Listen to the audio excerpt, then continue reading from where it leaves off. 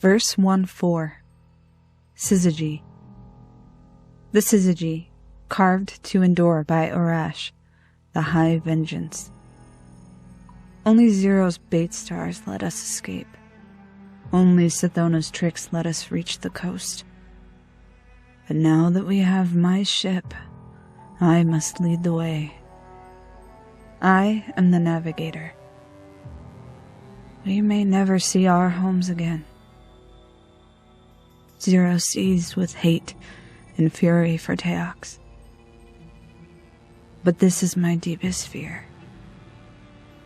Our civilization drifts on the fundament. At the tungsten monoliths, I learned that thousands of other species drift with us,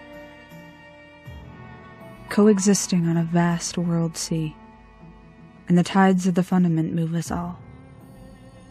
The timid truth says that we are the smallest, most fragile things alive, the natural prey of the universe. Teox would have us believe that our ancestors came to the fundament to hide from the hungry void. My father died afraid. Not of the vile Teox or the helium drinkers, but of his orrery. He screamed to me. Urash, my first daughter, the moons are different, the laws are bent. And he made the sign of a syzygy. Imagine 52 moons of fundament lining up in the sky. It wouldn't take all 52, of course, just a few massive moons. But this is my deepest fear. Imagine their gravity pulling on the fundament sea, lifting it into a swollen bulge. Imagine that bulge collapsing as the syzygy passed. A wave big enough to swallow civilizations. A god wave. I have to find a way to stop it, before the god wave annihilates my species. If I could only get back into my father's orrery, I could learn exactly when. We are weeks of travel and many continents away from home. When I am paralyzed by fear, Zero sits in the cabin with me and comforts me with soft, brave words. But more and more we have come to rely on Sithona's wit. She will go off to be alone, as she insists she must be alone, and return with some mad idea. Steer into the storm, throw down a net, eat that strange beast, explore that menacing wreck. Somehow, Sithona seems to manufacture good luck by sheer will. Verse 1-5.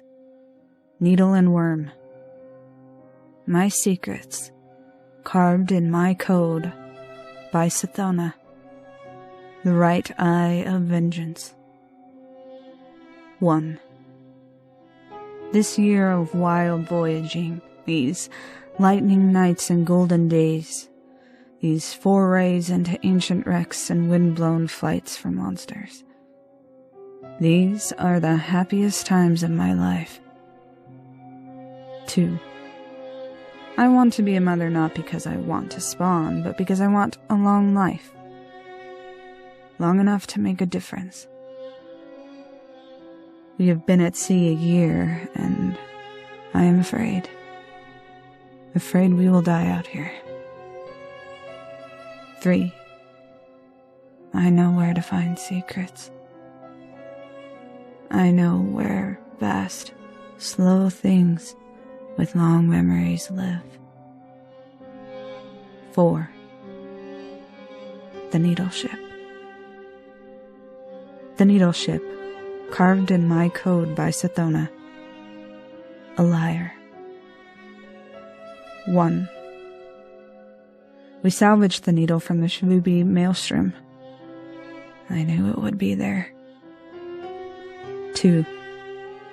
The needle was a gray ship, as long and slender as hope, as unbreakable as time, and old, older than death.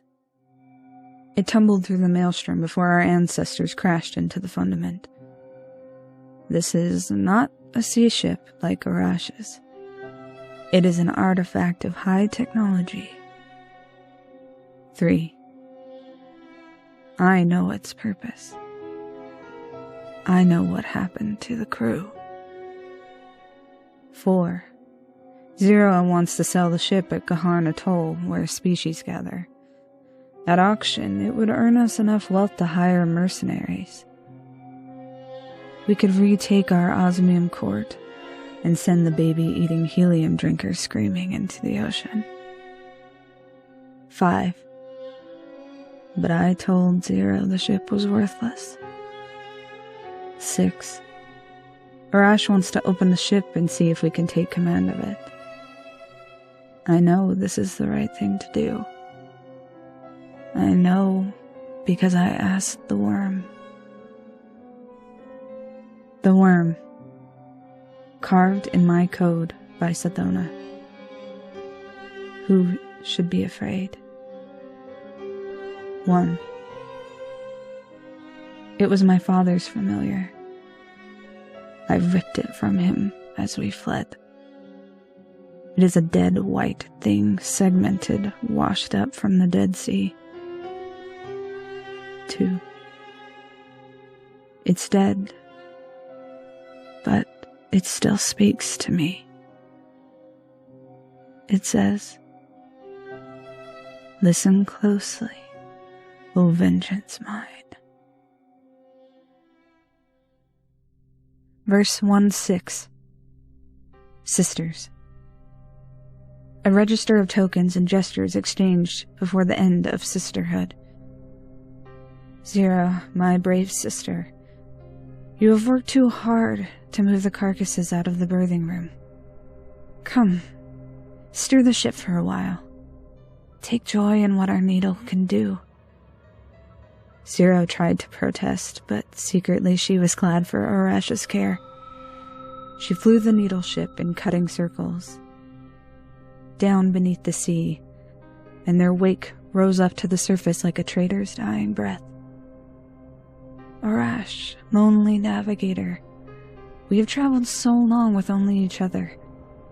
I know you love to hear and speak new tongues. Come, sit in the flesh garden room. I will read you these stories I bought at Kaharn. Arash sat among the mummified flesh fans with 2 of her eyes closed and listened in silence to Sathona's stories, hungry to understand, voracious to know as much as she could before her 10-year life died. Later, Zero said, Sathona, cutting mind of ours, you grow lonely in your thought. Play swords and lanterns with me. But Sathona was heavy with sorrow, and couldn't pretend any joy as she chased Zero through the needle's glistening halls. Sathona, pensive one, what is it? What troubles you? Her sisters listened, as Sathona said, oath-bearing sisters. We are 5 years old. For 2 years we have worked to repair this ancient ship and understand its systems. I am almost too old for the mother jelly, and the knights who killed our father are surely dying of age. We 3 will die here, in exile. Teox will outlive us, and Arash, brilliant-eyed Arash, you will die of old age long before you have proof of your god wave, or any way to stop it. Arash and Zero looked at each other. I wish you weren't so honest, Zero said, and Arash thought that Sathona had never been wrong. In her soul, Arash knew that the only way to keep their oath was to find a great, powerful secret. A secret that could change everything. This was Arash's soul, her fire, her shadow. Her desire to cut through the flank of the world and find its beating heart. We have to dive, Arash said. That's what this ship is built to do. Dive into the fundament. The world below us. towards the core. That's where the ancient crew died so obscenely, Zero protested. That's where the atrocity in the birthing room was born. We have to dive, Sedona said, following the whispers of her familiar.